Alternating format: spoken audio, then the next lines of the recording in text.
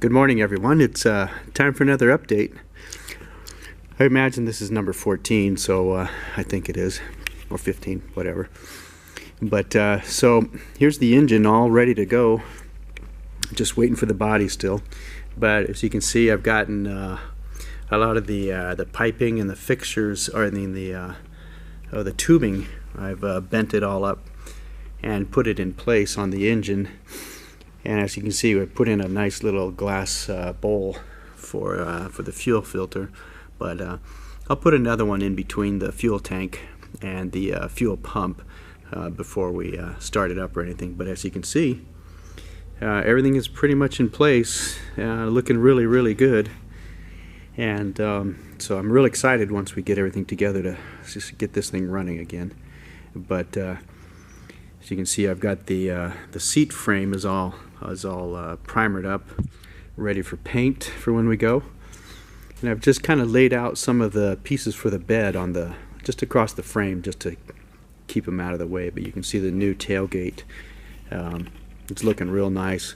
Actually, a pretty good reproduction of it, and seems to fit pretty good. And then there's some of the bed rails that will be part of the wood frame, or the wood bed. These are some of the old pieces that we had to replace. This piece right here, the kind of the long one on top of the other panel, we've got on order. It ended up being a little bit too damaged to reuse. You can see on this end right here where it had been cut or welded or whatever, and so unfortunately we had to get an aftermarket one, but that's the way it goes sometimes. But anyway, we'll give you another shot of the engine here on this side, all pretty much ready to roll. And so you can see right here, I'm starting to assemble the new bed. We got a lot of pieces in. We ended up actually almost buying all new ones. Unfortunately, the other ones were pretty rough. They ended up having a lot more corrosion and rust than we thought. The previous owner or owners were very skilled in the art of Bondo, and so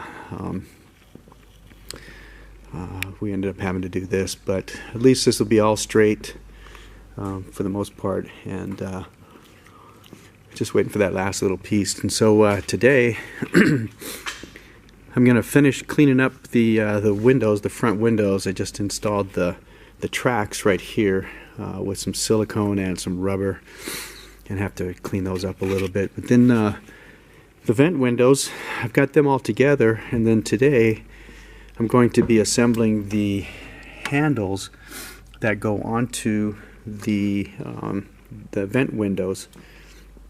These are the old ones. You can kind of see, let me zoom in a little bit. You can see how bad they were. So I wasn't able to reuse those. There's these little roll pins.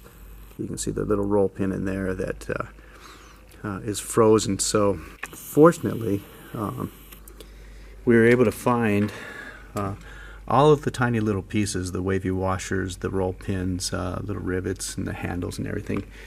And that piece, those pieces right there, will go on. They'll go on these new vent windows, and the handle will fit on this little stud right there.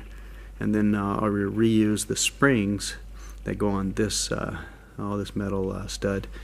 I will reuse those springs to keep them into place, keep them in place on the vent window frame. So anyway, but on another note, we've got a new project in the hangar, and it's not that, and here it is. It's a 71 Super Beetle. Picked it up yesterday. It's actually in fantastic shape, runs like a top. No corrosion, no rust, only 58,000 original miles on it. Looks like it's been in Arizona most of its life. Can't tell for sure. But and the plan with this one is to convert it to electric drive. There's a company out of California called EVwest, and so they sell a kit complete with batteries and the little motor and all the wiring and so forth like that. And so that's what we're going to do with this. But anyway, so super excited about that. But in a way, it kind of seems a shame. Such a nice little car. And then you can see the engine's in really, really good shape. And there's absolutely no rust underneath, which is really rare. And I'll do a real quick shot of the inside here. I don't know if there's enough light, but we'll do it anyway. And so this door's a little sticky still because we've got new rubber weather stripping on it. Anyway, let me open that up. So you can see the door panels are in great shape. All the seats were recently done. Here's the inside, and I'll kind of pan around. A little bit dark in here, so you can't see a whole lot.